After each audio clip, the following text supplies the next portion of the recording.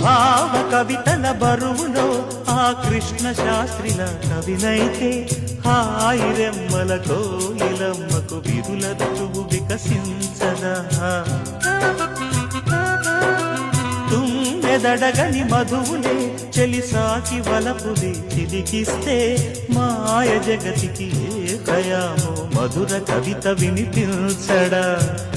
ఓ కావ్యమా